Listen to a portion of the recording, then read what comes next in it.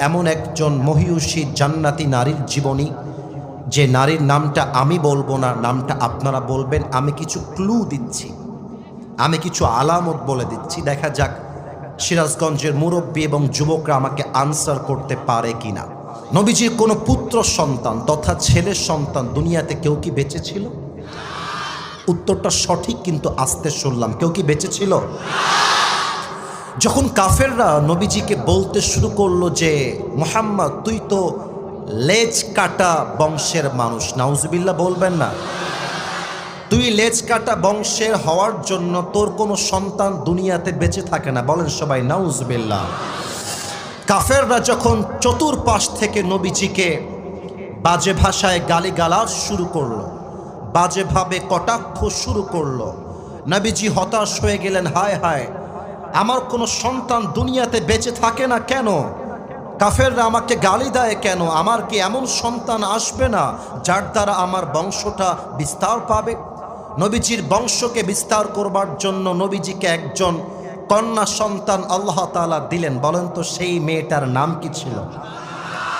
ফাতেমা রাদিয়াল্লাহু তাআলা আনহা। মাশাআল্লাহ, আমি তো উত্তর পেয়ে গেলাম। আচ্ছা, একজন নারী যার পেট থেকে দুইজন সন্তান এসেছে, দুইজনই জান্নাতের সর্দার, ওই নারীর নাম কি?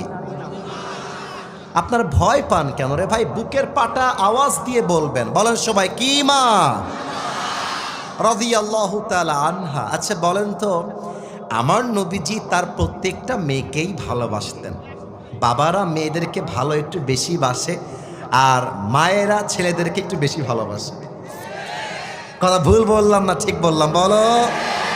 দেখবা মেয়েরা বাবার কাছাকাছি থাকে বেশি, আর ছেলেরা মায়ের কাছাকাছি থাকে বেশি। ইভেন আমাদের মনের কষ্ট মাঝে মাঝে বাবা না বুঝলে কি হবে, আমাদের ছেলেদের কষ্ট মা কিন্তু ঠিকই বোঝে, তাই না বলো? তো নবীজি সব মেয়েকেই ভালোবাসতেন, তবে একজন মেয়েকে নবীজি একটু বেশি ভালোবাসতেন। বলেন তো এই মেয়েটার নাম কি মা?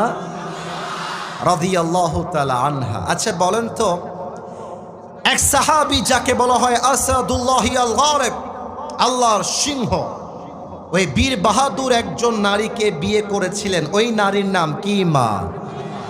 রাদিয়াল্লাহু তাআলা আনহা। আজকে আমরা ফাতেমার বায়োগ্রাফিকে from beginning to the last as much as we can, যতটুকু আমরা পারি শুনতে চাই যে তার জীবনীটা কেমন ছিল।